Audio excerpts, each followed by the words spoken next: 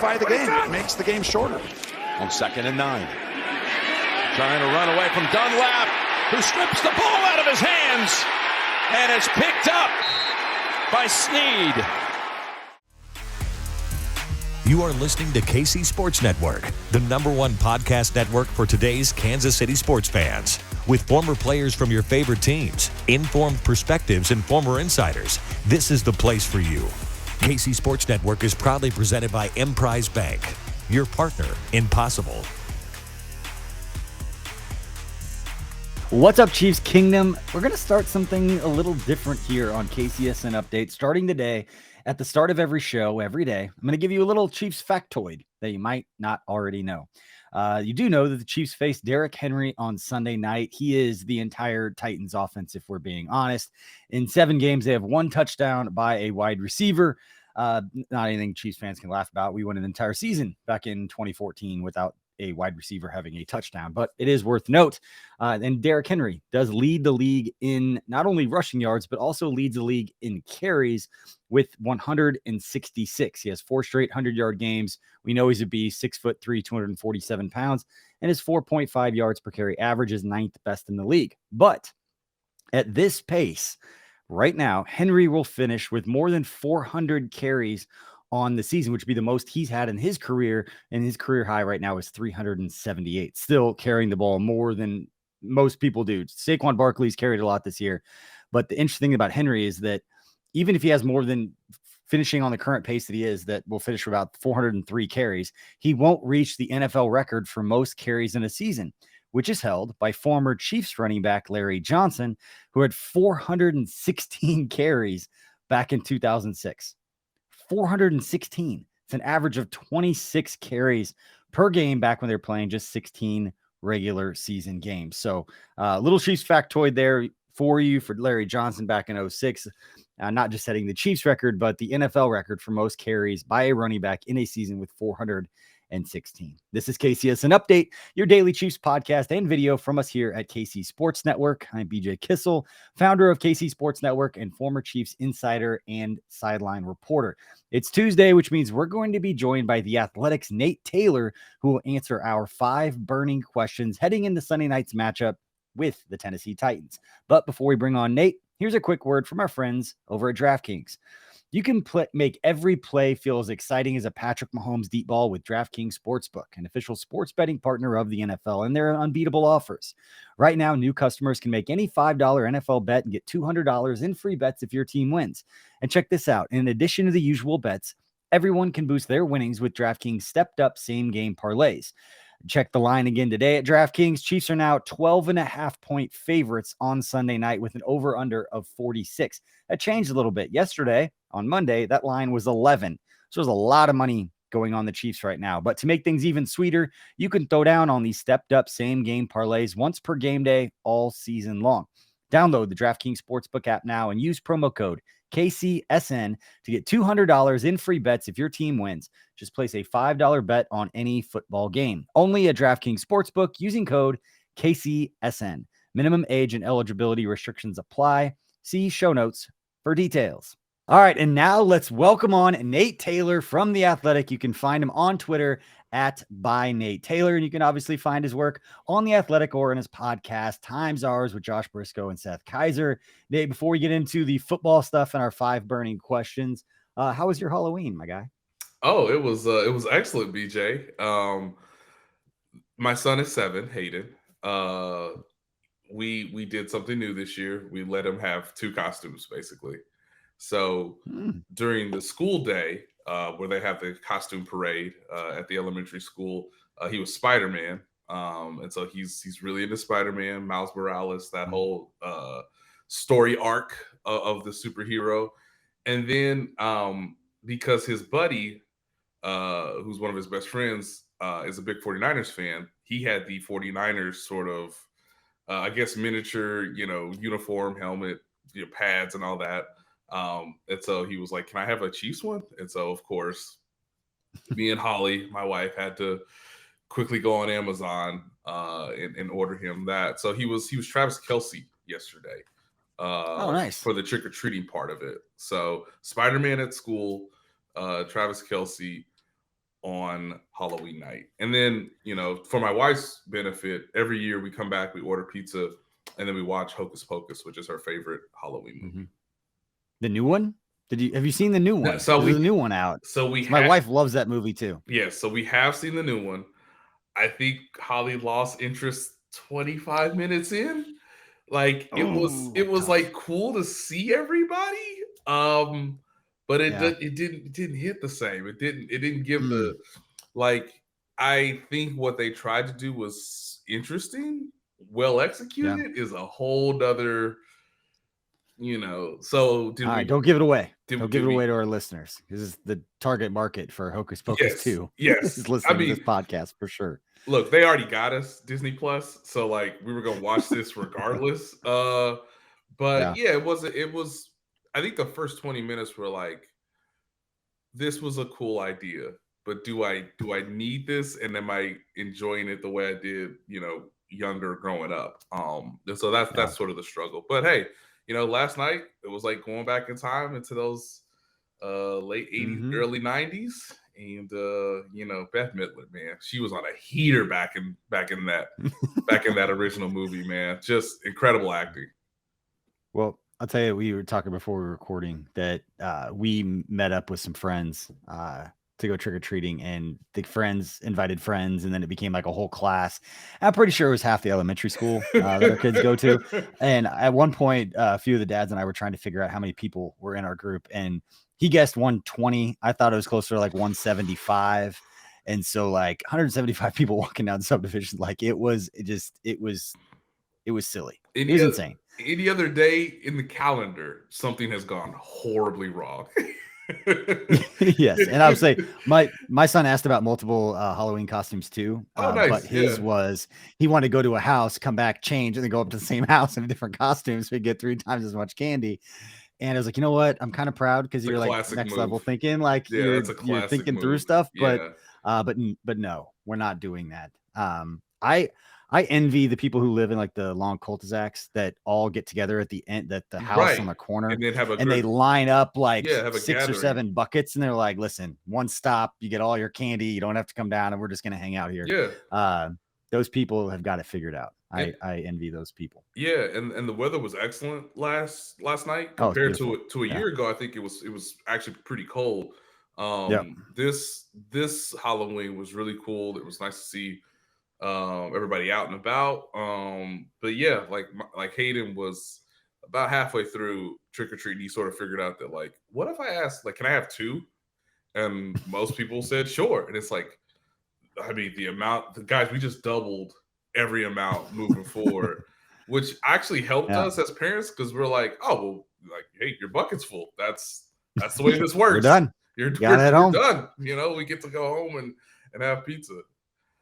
Yeah, I start looking in the bucket, be like, maybe we could hit a few more houses. There's not a lot of stuff in there I can steal once you guys fall asleep. Like, let's hit a few more houses. So anyway, I hope everybody out there listening had a great and safe Halloween. Yes. But yeah, the weather was absolutely beautiful. I wish it was slightly bit colder, because then my son may have kept his mask and some of his costume on, because by the end of it, he was just like Carter running around like he was a werewolf, didn't have his stuff on. But anyway, let's get into the 5 burning questions as we get ready for the Chiefs game on Sunday night against the Tennessee Titans, coming off that bye week. Now, at the time of recording, be very careful about how we talk about this, because the trade deadline, some stuff could still go down. We've got a few hours left, but at the time of recording, the Chiefs only made the move with Kadarius Toney. We'll get to him in just a minute. But if the Chiefs don't do anything more, do you feel like they needed to do more? And if you're in this window, you could also kind of prognosticate like, hey, I think they should do such and such. And then when it happens, you'd be like, see, I told you so. Yeah. So look, the odds are against probably the Chiefs making a move before the 3:00 p.m. deadline on Tuesday, November 1st. There's still a chance.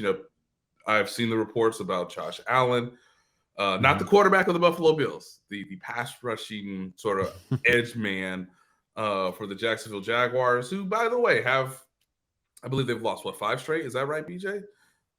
Something like that. They were a team that at the beginning of the year is like, I didn't think they were going to be very good, and they started off, won a few games, like, okay, Doug's got it. Like, he's got Lawrence playing well, like, let's go. Yeah. And then then it's turned into like, oh, it's the Jags. Right. Again. Yeah. Well. And he's coming up on basically the end of his rookie contract, so you'll have to figure something out if you want to make that move. Same with like Bradley Chubb. By the way, Bradley Chubb is not being traded to the Chiefs. He's not being traded in the division. He's probably the most notable pass rusher who I think has the likelihood of being traded the most, BJ. We talked about Brian Burns in the past. He's going to stay with Carolina because they are actually in a legitimate division race. Who knew? Based on I want to ask you about the NFC the South. reports out there. Yeah, because the reports out there that the Rams had offered 2 first-round picks for Brian Burns and turned it down. Now, they don't have a pick in 2023, so they're talking 2024 and 2025. Yes. I don't know if I believe that or like... Hey, it was a conversation, BJ. It was a conversation. What about this? Didn't mean I offered it. I just said, what about it? What do you think? What about this? What about this? Same thing with the Josh Allen report. I saw the report from Albert Breer who said that the Chiefs called, the conversation didn't last long. It didn't go anywhere, but you never know. Like, you never know. Really come off. Like it was probably Veach calling like, hey, I'll give you a 5th. And they're like, we'll take 2 firsts. And he's like, well, see you later. And then they're like, hey, they called about Josh Allen. He's like, maybe it'll get closer. Like, nah, that's pretty far off. Now, obviously, don't know what the terms are, but when they say in the same report, like conversation didn't last long, like they called to see what it would take, and it's more than they're probably willing to give. Right. And I think, I don't know if I said it here, BJ, or maybe I should have if I didn't, earlier, but the last few weeks, it was pretty clear that like that compensatory 3rd round pick was probably their highest pick available for a trade. Maybe you could sneak that original 3rd round pick, because that's actually within the, construction of like 1 through 32 of the 3rd round. Maybe you could have gotten that one, but I was always told that like, hey, we have that compensatory pick, which is basically what we received from Ryan Poles becoming the general manager of the Chicago Bears as a minority executive in the league. They use that for Kadarius Toney. I'm sure they could call Jacksonville and say, hey, how about a 3rd and like next year's 4th? And the Jacksonville Jaguars are like, like that's not enough. But of course, the conversation that could be happening today, and it might not be the Chiefs, it may be another team when it comes to Josh Allen, is, hey, are you going to sign him to an extension? If you're waffling or wavering on that standpoint, then you could lose him in free agency for basically, nothing in your hand. Whereas a mid-round draft pick might be something that you could take with you, even though he won't be on the roster moving forward for the rest of this year. And obviously you won't have a chance to really re-sign him, most likely in free agency. So there's that sort of, bit of leverage that other teams have, like the Chiefs. But I think once they made the move for Toney, which is obviously about this year, 2024 and 2025, because he has multiple years left of his rookie contract, I think that sort of signified that was probably what they felt at the time last Thursday. This is probably the best move we can have for both the short term and more of the long-term future, with him getting some chemistry, getting some rapport with Patrick Mahomes for the next future seasons. Yeah, it'll be interesting to see how it plays out. Like I always, if they were going to make a move, I expected to be, and I know Robert Quinn already got traded, but a Robert Quinn type, an older veteran player. You give up a late round pick. You don't necessarily have to extend that player and give him, a huge contract, which is kind of the case when you trade for a 25-year-old pass rusher and you give up, whether it's Brian Burns or Josh Allen, whoever it is. I made the point with Brian Burns, and I think we talked about this, is that it's really hard to give up picks plus money. And when because of the amount of resource, you only have so many ways that you can add players. And that's a lot of investment into a player, especially midseason for a player that you haven't been around and you don't know. Right. I'll say it's a little bit different with Josh Allen, just because Joe Cullen, who's now one of the Chiefs defensive coaches, was in Jacksonville with Josh Allen. So he could go to Coach Reed and be like, this is a guy that you will build around that we can pay. You have a little bit more information, or a lot more information than you would necessarily on a player like Brian Burns. I don't know if we have a coach who's been there, if there's some connection. The world becomes very small. I don't believe so. That. Yeah. But you know what I mean? Like, this as well as anybody. We've talked about this. But would I be completely surprised to see him make a big move like that? No, because nothing's going to surprise me with Brett Veach. But it just, the combination of picks plus money, there's a lot more research and a lot more thought that has to be put into that than I think that it's something that they would do in the middle of a season. But we'll move on to number 2, unless you got any more thoughts on pass rushers. So nope. Kadarius Toney, you brought him up a second ago. The one move the Chiefs did make, giving up that comp third pick, which I put this out on social media that comp third pick is going to be somewhere around 98 to like 104, 105. This is not like, a 70th pick when you hear third rounder. Correct. It is a late. I've made the point that it can be considered a fourth rounder because, again, it's after the end of the regular third round when they put all those comp picks. So like 3 plus 3A, whatever you want to look at it, if you don't want to see it as a fourth round pick. But Chiefs give up the 2 picks for Kadarius Toney. And my question for you, Nate, is over under on scrimmage yards for Kadarius Toney for the final 10 games of the Chiefs regular season. The over-under is set at 300 yards. We say over on. I changed this line several times. Right. But now I put it, I'm not going to tell you what I changed it from, but I put it at 300. What are you thinking? I think you've set a fair line, one that is certainly, has me contemplating either outcome. Now, here's the thing. Andy Reid said on Monday that Toney is fully healthy. He had some hamstring issues earlier in the year when he was with the Giants. It was pretty evident based on Andy Reid's comments, based on Kadarius Toney's own comments on Twitter. Kadarius Toney has told he was fully healthy. We heard it right from him. Based on both guys, Toney and Reid, it appears that this man didn't want to play for the New York Giants, even though the New York Giants were and are one of the biggest surprises of the season. Now he's gone through multiple coaching staffs, but obviously I think Toney understands that, catching the football, from Daniel Jones is a little bit different than catching the football for Patrick Mahomes. So there's a legitimate chance if an injury occurs to somebody else on the roster that maybe, just maybe with 10 games left in the season for that, you could get to that 300-yard mark. That's not an answer. I hate to be this guy, BJ. I hate to be the guy. No. But I might hold you to this one. But I think unless you're going to push, I think the fair play is to do an under. Is to just okay. I've seen it too often. This is where hopefully my expertise can sort of come through with the answer. But look, I've seen it with Josh Gordon, who is obviously much older in his career than Toney. I've seen it with guys that have come to the team in the middle of the season. It's really hard for Andy Reid to already have, the offense on a train track, right? To already have everything sort of mapped out. Things we'll do in week 3. We're going to do that differently on week 7 because it's built off of what we did in week 3. And obviously he has game plans sort of specifically tied to divisional opponents because that's who you play every year. So he has a whole sort of array of things to pull from.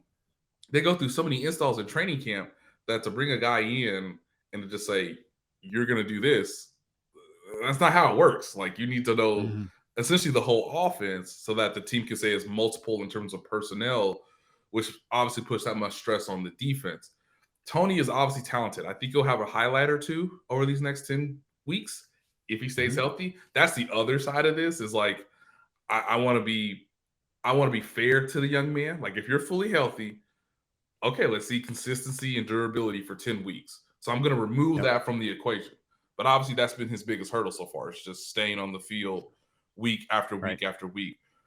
But even with that, Travis Kelce, Juju Smith-Schuster is obviously in a really nice rhythm with Patrick Mahomes. Marquez is still going to be your deep threat alongside Mecole Hardman. And at some point, they got to get a little bit more comfort with Sky Moore, at least have some reps with him where he can obviously function at a higher level where, we've clearly seen what has happened on special teams. I've already reported this, BJ, that they're going to give Kadarius Toney a shot at punt returner to sort of ease the burden of Sky Moore, to make, to sort of simplify things for that rookie. So if he does well there, then maybe he can get a bigger role in the offense. But it's too hard to go from one offense to the next unless you are like Hall of Fame talented to just come in and say, I'm going to get 300 yards in a 10-week stretch when I've never caught the ball from the quarterback. I mean, Wednesday, tomorrow, he get the ball handed off to him by the quarterback too. True. Or pop passes for 300 yards. I just want to say, I feel like that was sarcastic because those come on the goal line. oh, of course, Those come on like of our course. 2-yard line. I mean, but I like, think, but and the reason the line was set, real quick, yeah. the reason the line was set there is because there could be a handful of game. I say like handful, like maybe 2 games in which he gets open because everybody's focused on everybody else and he breaks one off and all of a sudden has a couple of 60, 70-yard plays. That's not out of the question because if he's healthy, he could absolutely do that. And so I don't think it's going to be, he's going to get 30 yards a game. I think it's going to be however many handful of, maybe there's 3 or 4 games that he has like 2 or 3 big plays because he's going to be open. He is going to, if he goes in the right spot, there's going to be a big play here or there. I will give one more con, and then I'll give a lot of pros if you want to be, the yes. person. Let's spend 25 minutes on this one question. No, not 25. But like the con is one of the cons is the first time he'll catch a ball from Patrick Mahomes will be tomorrow. Will be Wednesday in a practice setting. So it's gonna take some time, y'all. The pros is, to your point, he will be open. He might have some one-on-ones. Andy Reid might scheme up certain routes for him in certain down and distance situations. Yes, an injury might occur. Yes, he might be super duper athletic, which is what he was in college, which is why he intrigued the Chiefs even in the draft process. And lastly, if Patrick Mahomes uses his legs, all you gotta do is find open space, man.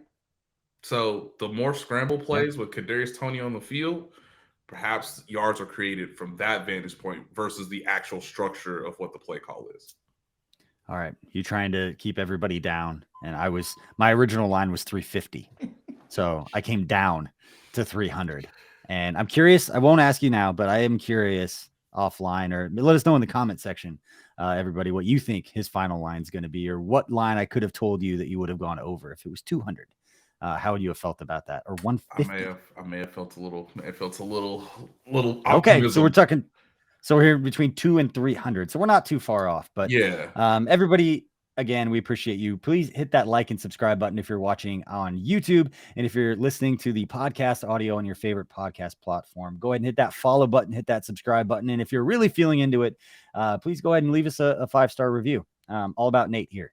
So we appreciate that support. And again, let us know in the comment section what you think Kadarius Toney's final line will be for this regular season. What I want for our third burning question, what I want to know from you is, which Chiefs player right now, I'm trying to figure the nicest way to say this because I don't think they've been playing. It's not a negative thing like they haven't been playing well, but who needs to pick it up a little bit? You need to be playing your best football. We all know this down the stretch. Who needs to play better than what we've seen, or need more out of what we've seen from them through the first 7 regular season games as we approach the final 10 and then head in hopefully to the playoffs? Yes. Ding, ding, ding. What do we need to see more out of someone? And this is sort of a caveat for me because, yes, by and large, the team has played well. Our 2 expectations so far, outside of like a couple like terrible, we'll never see again plays in Indianapolis. But by the way, there's an AFC South opponent. But do the Chiefs only play their worst like games against AFC South teams? Because it kind of feels that way if you're not named the Jacksonville Jaguars. They only play well against the number 1 defenses in the league. If you're a top defense, they'll come out and play well. Fair. Totally fair and accurate. Anyway, who needs to pick it up? I think it's probably, if you're trying to get to the Super Bowl, if you're really trying to reach the pinnacle of the sport, you need Trent McDuffie to be a first-round pick, coming off of injury, being not necessarily a shutdown corner, but just elevating the defense just that little bit more, right? You're getting, obviously, Willie Gay back. He played, I thought, fairly well in a sort of a limited role coming off of a suspension. Chris Jones has been one of the best pass rushers, probably the best interior pass rusher in the league so far. So now you just need help on the back end, right? Juan Thornhill and Justin Reed have been fine, very competent. But if you have a real corner who can play man and zone, which is what Trent McDuffie was billed as, and what he showed in that first half against the Arizona Cardinals on opening day, man, if you could just put that in and guaranteed that for 10 weeks, like you said, and obviously a postseason run, then you have a chance of being a legitimate defense to go against the Buffalo Bills. And that is what's going to be really fascinating all season long. I think the Bills can score 30 points on just about anybody, but Joshua Williams got the experience in that game and has obviously played, pretty well for a fourth-round pick. Jalen Watson has been a revelation as a seventh-round pick. We'll see what happens with Rashad Fenton. He's coming off a hamstring injury too, so he has a veteran presence. But you're going to need as many cornerbacks as possible. And Trent McDuffie was the first guy they took in the draft, and they have got one good half from him. And that's not his fault necessarily, because guys get injured, and we all know the turf in Arizona impacted Harrison Butker's season so far as well. But man, if you can guarantee me 10 weeks of Trent McDuffie playing similar to what he was in Arizona, or perhaps getting better as the season goes along, that will help this defense out tremendously. Nice. That's a good pick. I thought I was going to stay in this defensive backfield. Who I thought you were going to pick is who I'm thinking, and I want to clarify this because he is one of my guys. This is a great dude. He's playing well. I don't think he's playing poorly. He's going into a contract year, but it's Juan Thornhill. I want to see more game-changing plays from Juan. Hopefully he gets fired up, and congratulations to Juan and Reagan for getting engaged during the bye week. Same thing, Andrew Wiley. And then McCole Hardman announces that he and his better half are expecting. So a lot of news off the field for the Chiefs during the bye week. It seemed like I didn't know if they coordinated that, like the posting and when they were going to do that stuff, but I was flowing through Instagram. It's nice to have a break. Congratulations. It's nice to have a break in life. Yeah. Yes. Yeah, exactly. No, they are human, and they are human beings that get married and get engaged and all those things and have babies. But anyway, no, I don't think Juan's played poorly, but if they're going to make a run, they're going to beat teams like the Buffalo Bills and beat good teams down the stretch and make a run at this thing. You need game-changing plays by defensive backs in today's NFL. And you're talking about Trent McDuffie. I'm saying Thornhill, it's a contract year. I want Juan to go out there and play well. You've been around him. You know why. We're all rooting for him in that way. But I want to see a little bit more of those game-changing highlight, holy cow, did you remember that play that Juan made? I think that would be huge for this defense. And I think it's the one thing that as you get Willie Gay back after his 4-game suspension, Nick Bolton's doing what Nick Bolton is doing. Karlaftis, those guys are starting to get more experience. We're seeing Frank with a little bit more juice. All of it's coming together, getting McDuffie back, Fenton back from injury, all of that. Just get a safety to make some more game-changing plays. Same thing for Justin Reed. It could be Justin Reed as well, but Juan, just because contract year, want to see him get paid, make some of those game-changing plays. All right, let's move on to number 4, and we'll get into the specific matchup between the Chiefs and Titans. We probably won't know till the end of the week, but I'm going to ask anyway. If you had a gut reaction right now, who is going to be the starting quarterback for the Titans on Sunday night? Is it going to be Ryan Tannehill, who missed the last game, I believe, with an illness? They're non-committal now. Malik Willis, their rookie that they drafted last year, got the start. Didn't have to do much because Derrick Henry just ran all over the Texans again. But your gut reaction right now, who is going to be under center, orange shotgun, for the Titans? Never know now. For the Titans on Sunday night, Malik Willis or Ryan Tannehill? It needs to be Ryan Tannehill, BJ. If you're legitimately trying to beat the Chiefs, you need Ryan Tannehill, who has done it in the past.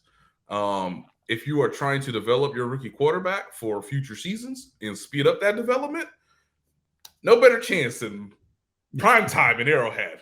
That just sounds horrid for a rookie quarterback who didn't look comfortable in the first half against the Houston Texans. I watched that game. That's, the benefit of having the bye week. You get to watch the entire landscape of the league. And you're like, all right, let's wait for 3:00. Let's sort of see, they're supposed to win, even with a rookie quarterback, because the Houston Texans are, one of the worst teams in the league. And it was pretty clear in the second quarter, BJ, that they were like, you know what, Derek?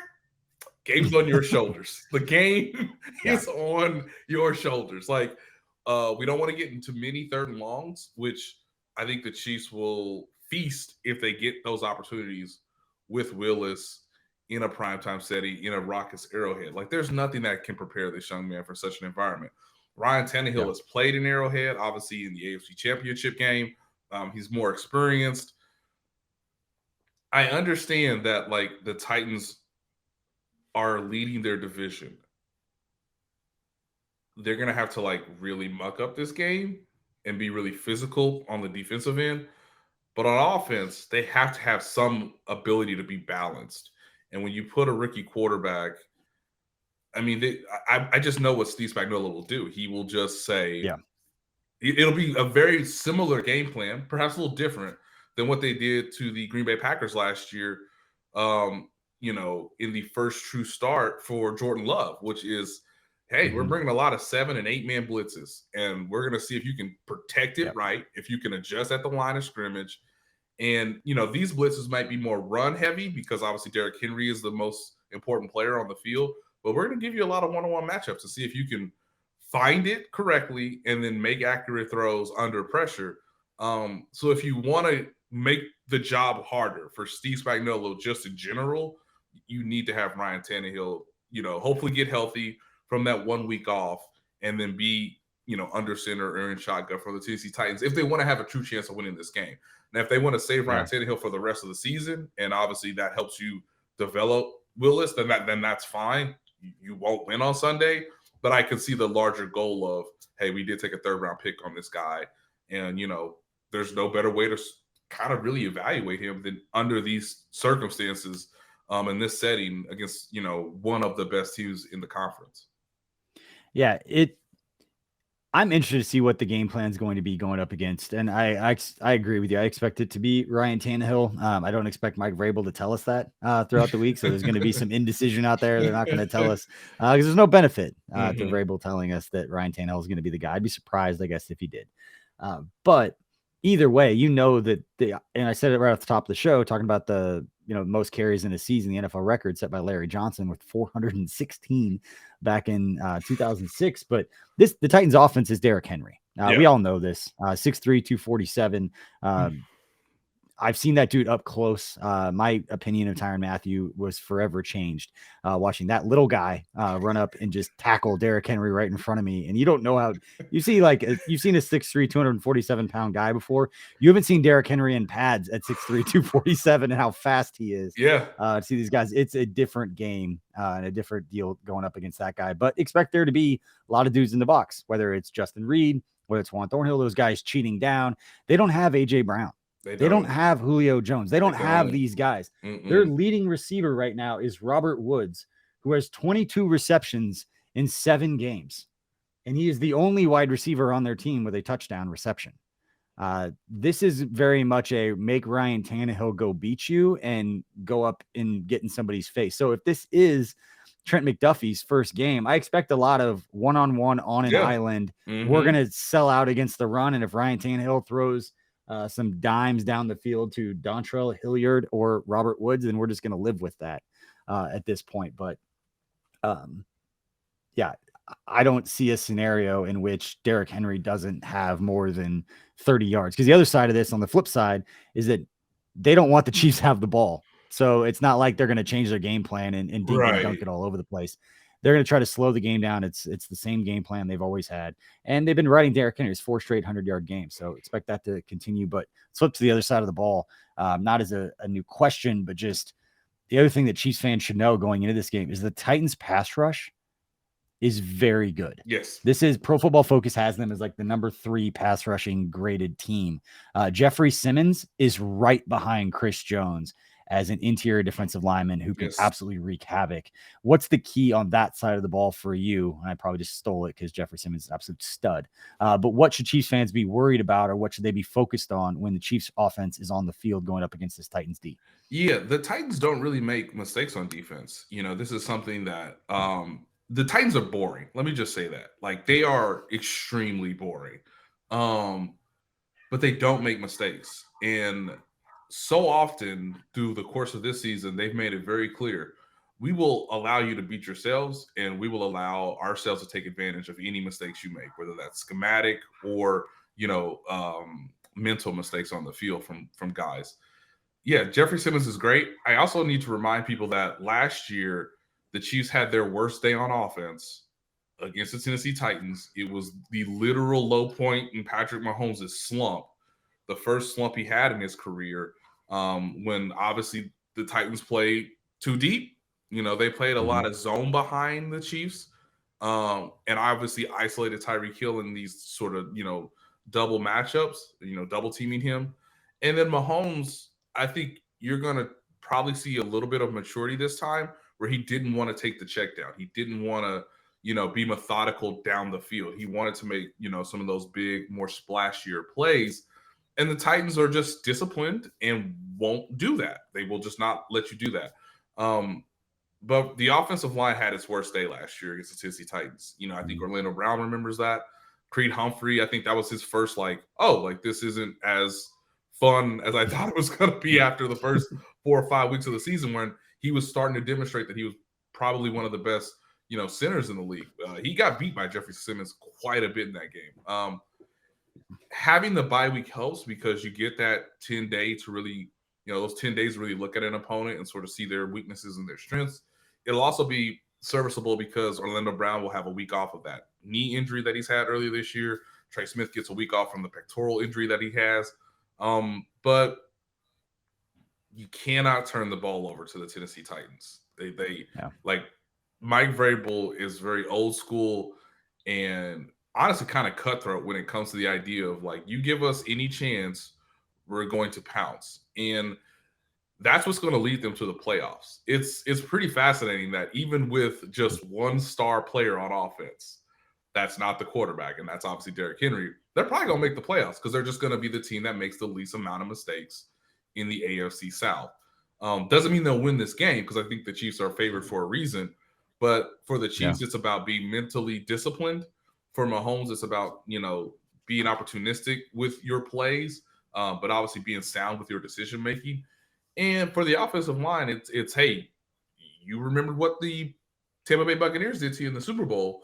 The last team that I can remember that really dominated them up front from beginning to end was the Tennessee Titans last year. And I wonder if that's a point of emphasis for Eric Bieniemy, the offensive coordinator, Andy Heck, the offensive line coach, and if you can get that message to the guys so that they can be at their best on Sunday night.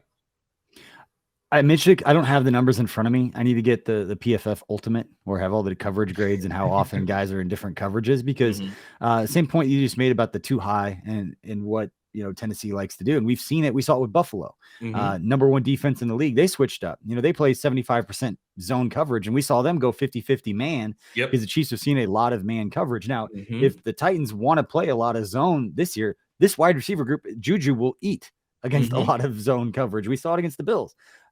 We've seen it when they've played zone. That's what Juju was brought in. Big physical intermediate routes. The numbers across the middle are up for Patrick Mahomes in that 10 to 19 yard window. I've talked about, 9 yards per attempt on intermediate passes this year, which is it's like a 30% bump from a year ago. And that is because even MVS, these guys are bigger, they're more physical, and they're facing a lot more man coverage. So they're running overs, they're running all the kinds of routes like that. So it'd be interesting to see, does Tennessee still sit back in that too high, or is that a product of they've got Tyreek, we don't want them to get over the top?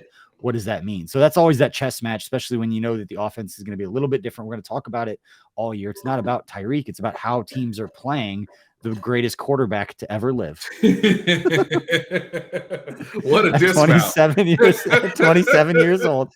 Listen, the sooner you start talking the truth about ways to describe what we're witnessing, I'm not going to be late to this because enjoy it while we're seeing it. You see the stat. There's no metric out there that you can look at that doesn't tell you that this is the greatest start to a quarterback's career that we've ever seen.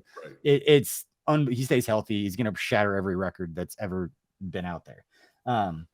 But before I also want to throw this out there, I didn't realize how many familiar faces are on the Titans team. Obviously, we know Chris Conley just got picked up from the practice squad. He's with the Chiefs, came back, was there for a little bit, got signed off the Chiefs practice squad to go there. But they've also got Terrence Mitchell, old friend, and then Lonnie Johnson. I didn't realize he was in Tennessee. Yeah, from training camp. He got cut in training camp and immediately joined the Titans. So, I'm really fascinated to see what the Titans do because, again, I get the sense of you're trying to win, but this is not as important of a game as what they played last week, which is a divisional opponent on the road. Right. I'll be really interested to see what their game plan is and how they're going to try to limit the Chiefs because the Chiefs are starting to see a little bit more light boxes from the running back standpoint. There's only 6 guys in the box, and I just wonder Will the Chiefs, run the ball more, or will they still be sort of an attacking style, passing the ball? You know the answer, usually BJ. I laugh every time. Every time you bring it up, I'm like, people have been saying this about Andy Reid since he first got into the league. Hey, there are light boxes to be had. Now, to the Chiefs' credit, they used the jet sweep last week in some of those sort of lighter boxes, or having guys sort of not in the traditional places to sort of come against the run, or obviously prevent the edges being so wide open. But hey, I'm just throwing it out there, BJ. Look, I know I describe Patrick Mahomes as the most talented quarterback in the league for the same reasons you have mentioned. Yeah, you're a big J journalist. You can't say things like that. I'm just this blogger with a little podcast network. I can call him the greatest quarterback to ever live. I wouldn't be the first. I wouldn't be the first one to say that. So now it's time for our fifth burning question for Nate Taylor from The Athletic. You can find him on Twitter @ByNateTaylor. You can find his work at The Athletic, and you can find his podcast Times Hours with Josh Briscoe and Seth Kaiser at The Athletic. All right, Nate, you know what time it is. It's time for a little prediction for Sunday night's matchup between the Chiefs and Titans. And to throw this out there, I did think this was really interesting. I check, the DraftKings lines every day. Every day we do this, I look at them to see, hey, where's the money going? Line started at 11. Or excuse me, I think it started at 10.5. 10.5, yeah. I saw somebody said 10.5. When I looked at it, it said 11. Yeah, then it moved. That was yesterday. Yeah. It's 12.5 now. And the under has gone down. It was 46.5. Now it's at 46. So people are taking the under and the Chiefs, which just tells me everybody knows the Chiefs are going to score. Nobody believes the Titans are going to be able to score at Arrowhead on Sunday Night Football. Nate, what is your prediction? What are you expecting to see on Sunday night? Well, BJ, I think those people who set the lines are very smart, and they have their formulas and statistical evaluations, and they might have a little insight as to what goes on between all these teams in the league. Vegas isn't guessing. Not usually. Or I guess it's a educated. Yeah. I think Vegas guesses at some points in September because you just don't have anything on film, or like the statistics. Like you just don't have a large enough sample size, and some teams might surprise you. September, if you're really well informed, is like usually when you can make your money, or when it's like wild card weekend and you're like, oh my Lord, how in the world did X team make the postseason? Like, let me bang the money line as them being road dogs. Yep. My prediction is Chiefs 31, Titans 20. And I think the 20 might be sort of an end of game, like, hey, it was out of hand. I don't even some business decisions were made by some late Derrick Henry runs. It's like, listen, we're winning the game. I don't need to get in that guy's way. Taking a knee to the forehead. Yeah, or just like, I love Steve Spagnuolo when he's up. I know Chiefs fans might not love this, and this used to really upset Tyrann Mathieu, but everybody talks about like what Andy Reid does from a play calling standpoint, or what he and Eric Bieniemy sort of do is like, hey, we're up 2 scores, we're up 14 points. Let me just where's the dummy sheet, the dummy play calls that you have to account for in the prep to whoever the next opponent is. But we know these plays. We know these plays are basic as you know what. And Steve Spagnuolo does the same thing, kids.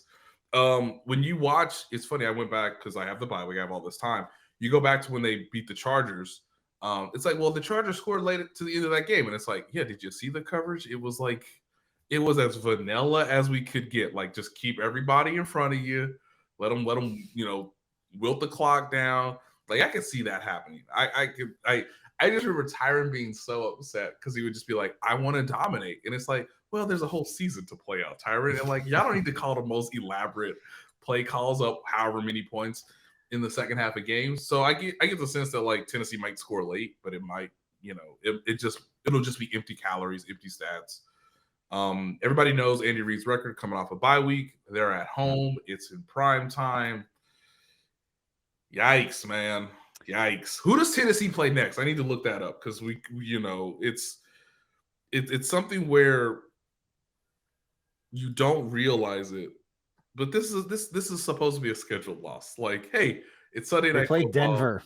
They play Denver the next. Start looking at that Denver tape, guys. And then Green Bay on a short week. Ooh, then they played Green Bay the next week. Have they already had their on bye? Thursday Night Football? Yes. Okay. They had it in week 6. Well, hey, So, you but know, the Titans, hey, they won 5 straight. they have won They have 5 not straight. scored. They have not scored more than 24 points in any of those games. But The they have last won time, go ahead. 5 straight. I believe the last time they were on prime time, they got absolutely cooked by the Buffalo Bills. Yeah. Well, so hold on. You know, let me defend this real quick. So they just said they won 5 straight. They played the Raiders. Yep. Close. Then they played Indy twice. They played the Washington Commanders and the Houston Texans. Hey, guys. Not murderers row there. Win the games that are there to be won. And Mike Vrabel, God bless him, has won the games that have been available to have been won. I don't know if you can put that game in this category unless some things get really crazy or chaotic or the Chiefs turn the ball over 2 or 3 times. The Titans are good because they're sound and they're disciplined. Yeah. But I don't know if that'll be enough. So I'm going Chiefs 31, Titans 20 for all the reasons we just mentioned. And the idea that, like, hey, that 5-game winning streak was appropriate for the schedule we were given. So what you're saying is that they're not going to stop the Chiefs, but they're going to be close enough to get a good highlight, like a good view of like the guys running past them or the guys getting open, making plays all over the field, whatever it is. I hesitate to make any prediction. I had a buddy that I saw in Manhattan this weekend that listens to the shows. Shout out to Townsend's, but made a joke that he's like, BJ, I listened to your, like, not betting advice, but I listened to your predictions and you've been quite off on a lot of them because they play a good defense. I'm like, you know what? Don't expect this to be a get right game for the Chiefs offense. You know, it's going to be a grinded out game against the Bucks. It's going to be a grinded out game against the Niners. And then they go up against like a Colts. You're like, don't worry about it. They're going to just, roll. They'll be fine. So Titans are good, but not like number 1 defense in the league good. So I have no idea what to say about this one, but what I say is never going to doubt Patrick Mahomes and company. And to your point, being in prime time, I think would make a difference. I think we all kind of see the Chiefs playing to their opponent level at times, whatever the reasons for that. We don't necessarily always know, but don't expect them to not come out and put on a show on prime time in prime time because the NFL needs it. The NFL needs some points to be scored and some good stuff to happen in a primetime game because it just hasn't really been the case this year.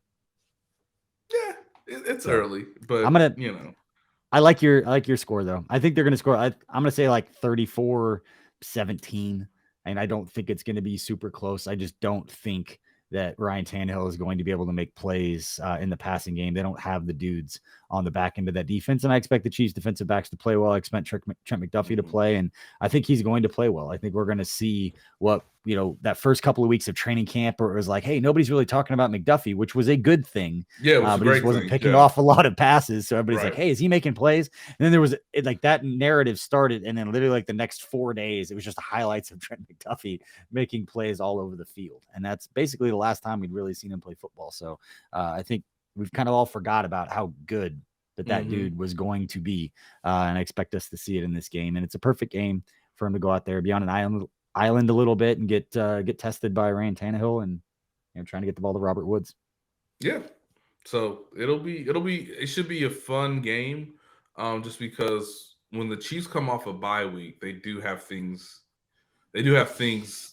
ready to be unleashed or to be unveiled that they probably haven't shown previously in however many games they played before the bye. All right, and then after the Titans, Chiefs have the Jaguars, the Chargers, the Rams, and then the Bengals. So a stretch of winnable games there for the Chiefs to separate themselves in the AFC West. That was Nate Taylor from The Athletic. Nate, man, we always appreciate your insight and your predictions and all the good stuff that you bring. What do you got working on? What can Chiefs fans find from you at The Athletic this week? Yeah, we'll try to get some real answers as to what Toney's role will be for this week. Obviously, him being available for such a game. Look. This is why Chiefs fans hopefully trust and value my reporting skills. I'm gonna try to give you something, guys. And then with the bye week, you do get a chance to sort of see okay, to your point, BJ, if he's the greatest quarterback of all time, what are some areas that he is being really, really good in? Elite, you could say, rare in terms of production. And I found some things, and I don't want to necessarily say them here, but the hope is to talk to some more people to give you great examples as to like, think about Mahomes in this area of the field, in this situation of the game, and he's just been awesome. Like it's like the greatest ever. Nate. Yeah. I mean, look, Geno Smith is a true MVP candidate. Josh Allen, for all the things he's done, if they are the one seed, he's probably gonna win the MVP. Jalen Hurts, undefeated team. I mean, Josh Allen's better. Like, that's fine. Yeah. Like, if they go undefeated, maybe he will be the MVP. But quietly under all that is Patrick Mahomes is getting little by little better in the most important kind of critical scenarios or situations of the game. And even when things are out of structure, obviously he's been excellent in a little bit of a different way than in years past. And anybody listening to the audio doesn't see the video of me making fun of Nate trying to get basically the game plan out of Andy Reid for how they're going to use Kadarius Toney. That's why I laugh. Hey, now I laugh. Where you see? You better go find like a practice squad receiver to be like, what are they doing with Kadarius Toney out of practice? And he tells you, you're not going to get it out of Andy Reid. Is he going to run from the slot coach? Is he going to is he going to? How many package plays is he going to have? That's a good. He might give you that. Can how many plays? Can he motion in and out? Can you move him around? Can he be? I'm just saying, coach. Like, you get him the ball. Is he gonna be a decoy in the first week just to get his feet wet? Some coaches will tell you, BJ, slants and go routes. Those are the easiest things for a quarterback and a receiver to do. Slants and goes. When do I need a break? I just keep running. Sweeps. That too. Sweep. Yeah, jet there sweeps. And stop and turn around. Or reverses, or just like, hey man, come this way and I'm gonna hand you the ball. So just I'll try. All right, we'll wrap this one up. And Nate, you're writing your piece about Mahomes, who apparently I am calling the greatest, the greatest to ever play. Trevor Sikkema dropped a stat, and I don't know where it's at now. This was a couple weeks ago, but he said that the Chiefs had like a bottom four, I guess the way you're looking at it, pressure rate. So he was getting pressured the fourth most of any quarterback in the league based on like the offensive line, but his sack percentage was like the fourth least. Yes. Yeah. So like he is elusive. He is getting away from things. So you're talking about the greatness of him. He is getting pressure. He's getting out of it, and he's still making plays. Yep. Because it's pretty great. He's the greatest. It's pretty the greatest. Pretty exceptional. All right. Nate Taylor from The Athletic, man. We appreciate it. We appreciate everybody out there for listening and supporting what we've got going on at KC Sports Network. Have a lot of great content for you throughout the week. We have got Teron Davenport, who covers the Titans for ESPN, will be joining us on Thursday. Teron knows his stuff, so he'll have as much insight as anybody this week. And then don't forget, we've also got Matt Castle and Matt Hamilton with the breakdown. We've got Derek Johnson and Mike DeVito breaking down the defense. Mike DeVito, Jeff Allen with their one-on-one show coming up later today. A lot of great content getting you ready for Sunday night. Again, appreciate everybody, and go out there and have a fantastic Tuesday. We'll see you later.